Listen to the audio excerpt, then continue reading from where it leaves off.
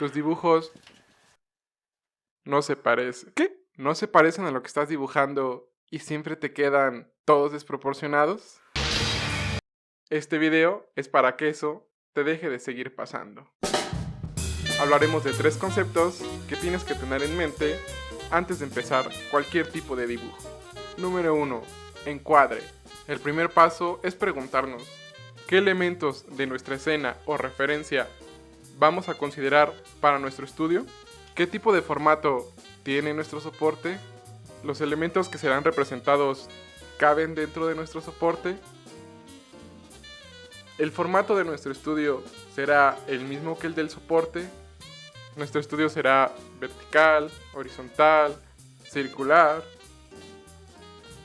Después de solucionar estas cuestiones, dibuja una línea vertical en el centro para que tengamos un punto de partida. Nos vamos a referir a esta línea como eje vertical.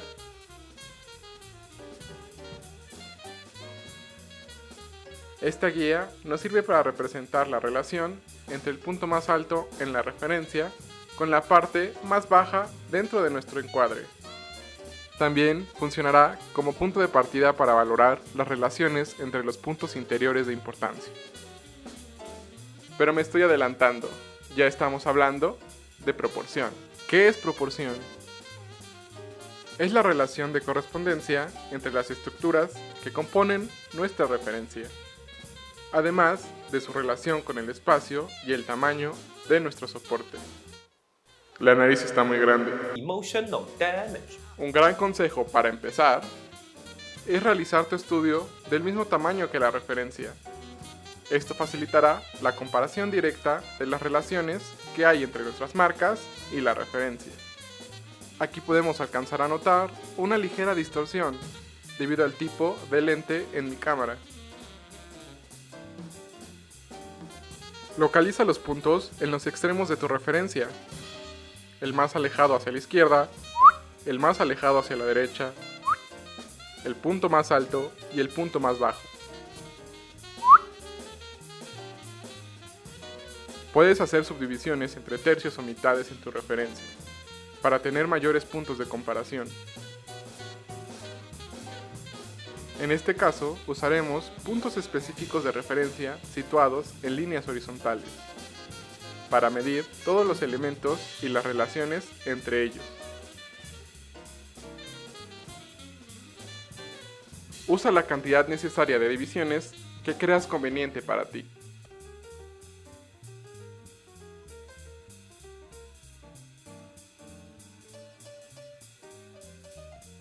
Si quieres seguir este tutorial conmigo, es mejor usar esta imagen como referencia, para evitar que la distorsión de la lente nos genere discrepancias entre esta y nuestro dibujo.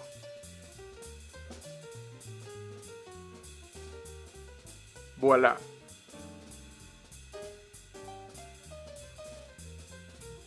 Después de hacer marcas de aproximación que representen esos puntos sobre tu soporte, únelos usando líneas. Una línea es la unión de 2 o más puntos a través de un perímetro, el cual estará formado por un rectángulo, puede ser irregular. La onda es que contenga y mantenga la proporción de nuestra referencia. A esto le llamamos encaje. Encerrar o envolver con una representación bidimensional compuesta de formas simples, las estructuras más complejas que contenga nuestra referencia. Puntos, líneas y ángulos, esos 3 elementos básicos, van a constituir la construcción de nuestro contorno exterior. La intersección de 2 líneas forman un ángulo. Comienza determinando los puntos más importantes y los ángulos generales en relación a nuestro eje vertical. Puedes utilizar distintas herramientas para valorar las direcciones y ángulos de esas líneas. Pesa de plomo. En este caso usaremos el lápiz con el que estamos dibujando. Lo sujetaremos de esta manera y tomaremos la distancia entre el eje vertical y después haremos una marca. Un punto es una marca sin dimensiones específicas sobre nuestro soporte. Constantemente regresa a medir sobre la referencia la distancia entre un punto y otro antes de hacer alguna marca. En este punto, la mayoría de tus cálculos serán solo aproximaciones. Examina y corrige continuamente el contorno. Casi todas las curvas pueden reducirse a líneas rectas. Romper las curvas en líneas rectas te permite determinar el punto exacto de inflexión y la amplitud de la curva. La recta cruza directamente por el apex de la curva. La habilidad de seleccionar puntos de referencia específicos para representar en nuestro soporte es esencial para comenzar un dibujo con precisión. Concéntrate en las formas más grandes, mientras ignoras las más pequeñas. Adicionalmente, más líneas verticales pueden asistir en el entendimiento para dibujar áreas más complejas. Después de establecer líneas de apoyo verticales, examina las posibilidades con líneas horizontales. Por ejemplo, usa los ángulos de 90 grados que se forman entre la línea central y las líneas horizontales de apoyo. Úsalos para juzgar el ángulo relativo de otras intersecciones. Estudia estos ángulos y compara con la referencia para corregir lo necesario. Estos son más sencillos de comparar entre ellos para identificar diferencias con la referencia. A medida que estudias las relaciones entre los distintos puntos, líneas y ángulos en la referencia, hazte las siguientes preguntas. ¿Qué punto se encuentra más elevado en relación a los otros? ¿Cuál línea es más larga o corta que las otras? ¿Cuáles ángulos en la referencia son rectos? ¿Cuáles son agudos? ¿Cuáles son obtusos? Hacerte estas preguntas y hacer comparaciones de forma simultánea te darán la pauta para entender las formas y estructuras que componen nuestra referencia. Ahora, ¿dónde tiene que estar enfocada tu atención? Percepción. Hay que desarrollar nuestra percepción espacial a través de la apreciación de espacios negativos y síntesis de la forma. Evita entrar en detalles.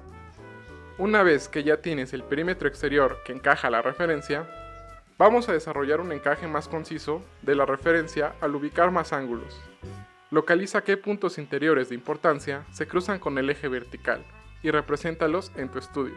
Por ejemplo, una marca donde termina esta línea, que sigue la quijada, o este cambio entre los planos en la parte superior de la cabeza. Este tipo de observaciones acerca de las relaciones internas son las que tienes que realizar constantemente para que tu proceso sea progresivo. Muy bien, sigamos con las formas y estructuras que se encuentran al interior de nuestro encaje. Pon atención a los ángulos de inclinación de las líneas más largas. Recuerda rectificar su posición e inclinación después de trazarla. Más vale medir 2 veces que equivocarse e ir arrastrando errores. Vamos a enfocarnos en las facciones del rostro. Toma medidas y traza puntos de referencia para comenzar a construirlas. Tómate tu tiempo.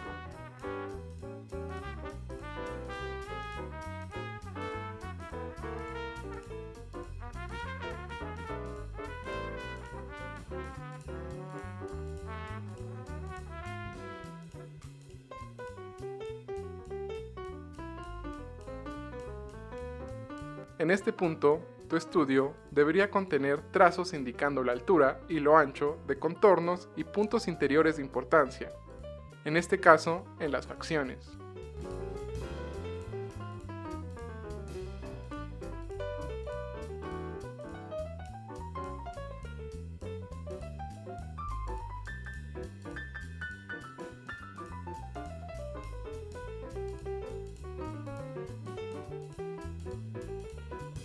Debemos entrenar para identificar discrepancias entre nuestro dibujo y la referencia, siendo capaces de corregir si es necesario.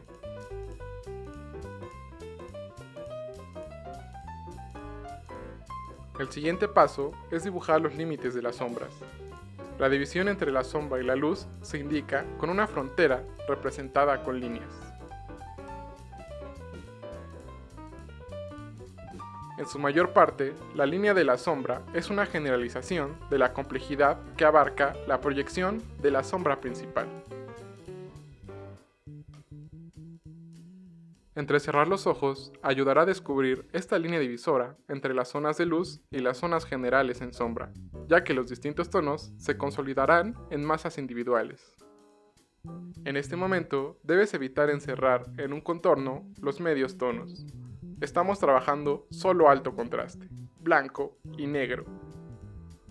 En un futuro, veremos un video paso a paso y en tiempo real para trabajar el encaje de puntos interiores y la división de áreas en sombra. Aquí vamos un poco más rápido, porque la intención principal de este video es presentarles estos tres conceptos y su importancia. Una vez que tengamos el encaje de nuestra referencia, incluida la delimitación de las zonas en sombra, dejaremos hasta aquí nuestro dibujo, paciencia y disciplina. En estos ejercicios no es necesario trabajar los medios tonos. Nos conviene mejor invertir ese tiempo realizando más estudios de encaje y proporción. Por ejemplo, este encaje lo hice primero. Creo que exageré un poco con el detalle y en las curvas para los contornos de las formas. Si tomamos de ejemplo el estudio de nuestra referencia, debí contenerme un poco más antes de buscar detalle, porque hay que evitar todo tipo de detalle hasta que alcancemos el nivel de precisión adecuado en nuestro encaje. Entender los distintos tipos de luz y las sombras proyectadas serán de ayuda para identificar los contornos y fronteras que delimitan las distintas zonas de luz y sombra. Así que para valorarlas con mayor precisión, no te pierdas nuestro video sobre los distintos tipos de luz.